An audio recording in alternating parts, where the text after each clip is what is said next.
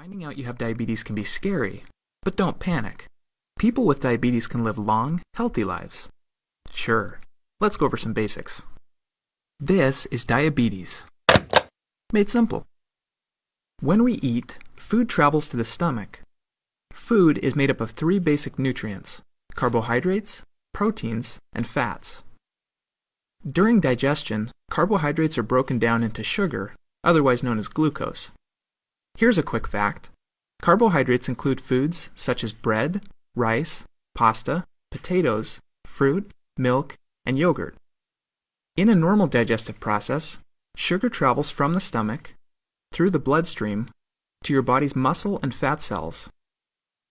However, sugar can't enter these cells without the help of a special hormone called insulin, which is produced by the pancreas. Insulin acts like a key, unlocking the doors to the muscle and fat cells and allowing the sugar to enter. The cells then use this sugar as fuel to provide energy for the body.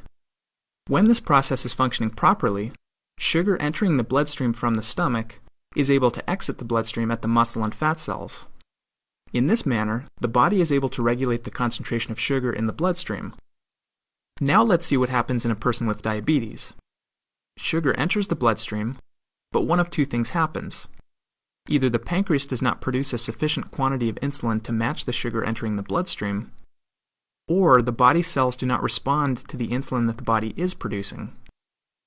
In both cases, the result is the same.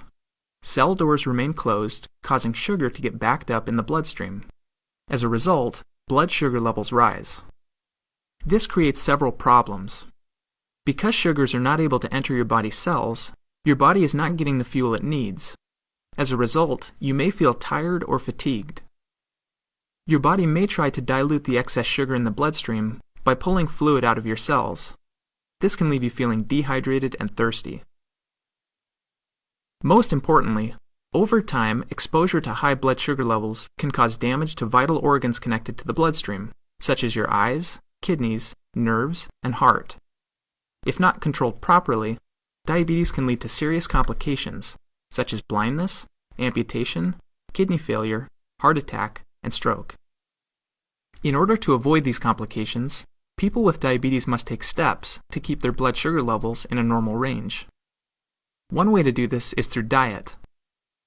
By reducing the amount of carbohydrates you eat in a single meal or snack, you can regulate the amount of sugar entering the bloodstream and prevent your body's insulin supply from becoming overwhelmed.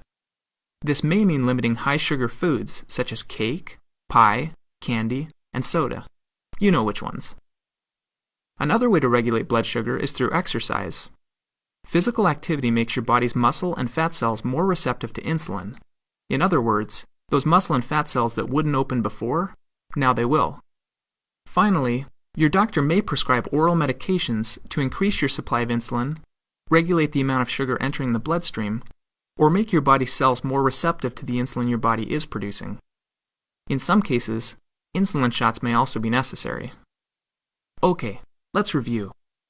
We've talked about what diabetes is, a condition where either the body does not produce enough insulin, or the body cells are not receptive to the insulin being produced. We've seen what complications can arise from it, such as fatigue, dehydration, and damage to vital organs. Finally, we've discussed ways to manage it through diet, exercise, and medication. For more information about your specific health diagnosis and treatment plan, please talk to your doctor.